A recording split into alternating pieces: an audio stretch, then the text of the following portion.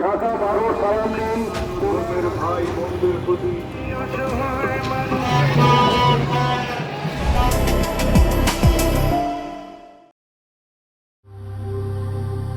এই শহর কখনো থামে না। এখানে উন্নয়ন আর বঞ্চনা পাশাপাশি হাঁটে। একদিকে আধুনিক নগরায়নের ঝলক, অন্যদিকে প্রতিদিন হাজারো মানুষ কাজের খোঁজে, বাঁচার তাগিদে পথে নামে আরেকটু ভালো জীবনের আশায়।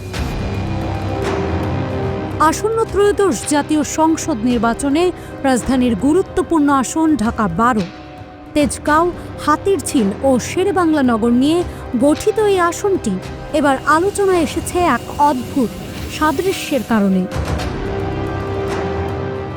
এখানে মোট প্রার্থী 15 জন, তবে মূল আলোচনা ঘুরছে 3 জনকে ঘিরে। 3 জনের নামের প্রথম অংশ একই, সাইফুল। নাম এক হলেও রাজনীতি ও প্রতীক আলাদা।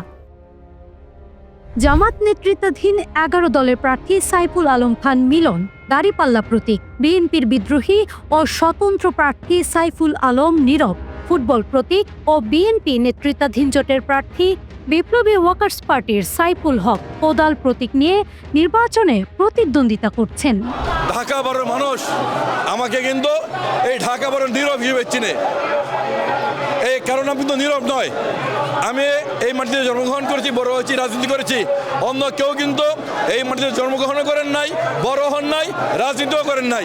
ঢাকা 12 আসনের ভোটাররা এটা ভালোই জেনে ফেলছে যে 3 জন সাইফুল আছে, 3টা মার্কা আছে।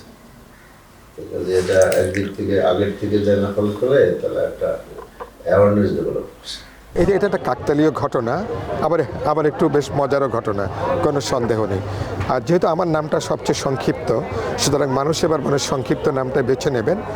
আবার যেহেতু তো এখানে আর মানুষ যেহেতু আমাকে 50 বছর ধরে রাজনীতির মাঠে দেখছেন, গত 17 বছর মানুষ তার পাশে দেখছেন, সবচেয়ে দুর্দিনে মানুষ দেখছেন, মানুষ নিশ্চয়ই এখানে বিপ্লবী ওয়ার্কার্স পার্টির সাধারণ সম্পাদককে বেছে নেবেন।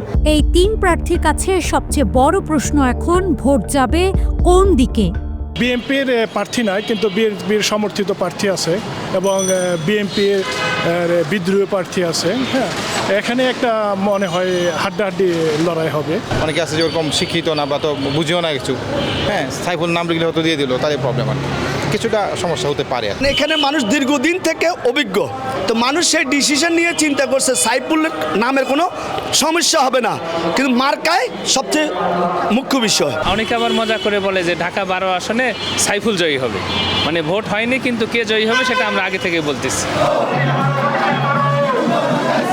3 জনের পরিস্থিতি মানে একই টাইপের, তিনটার ভিতরে হাড্ডাহাড্ডি লড়াই হবে, তার ভিতর থেকে যে হোক একজন আর কি জয়ের মাল্লা বেছে নেবে আর কি। এটাই বিবেচনার দিক থেকে 3টা প্রার্থী জনপরিচিতি, 3 সাইফুল অত 12 আসনে মূল ক্যান্ডিডেট। বিএনপি থেকে তো পাইছে নমিনেশন আপনার ওয়ার্কার্স পার্টির সাইফুল ইসলাম সাহেব, আবার বিএনপি বিদ্রোহী পার্টি আছে, এখানে তো ভোট ভাগাভাগি হয়ে যাবে এবং সেই ক্ষেত্রে দাঁড়িপাল্লার পাল্লা কিন্তু ভারী, ওনার কিন্তু ভাগাভাগি হওয়ার সম্ভাবনা নাই।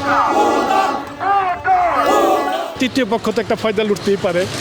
তো মানুষ তো সচেতন, মানুষ তো জানে এবং ডিসিশন নিয়ে নিছে অলরেডি। বাকিটা ডিসিশন হয়তো 2-1 দিনের মধ্যে হয়ে যাবে। তবে একেবারে যে ওনারা 100% ভালো তাও আমি কব না। অন্যান্য দল আছে, অন্যান্য দল দেশ চালাইছে, চলছে, তারা যা করছে এদের মধ্যে এর কোনো গন্ধ নাই।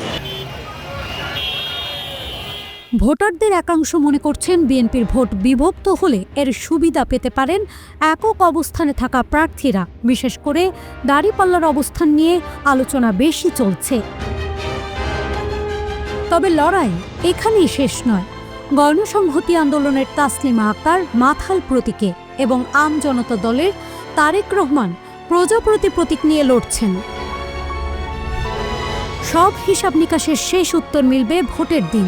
ঢাকা 12 এর ভোটের লড়াইয়ে শেষ পর্যন্ত কোন সাইফুল কিংবা কোন প্রতীকে গিয়ে থাকে সেটাই এখন দেখার অপেক্ষা।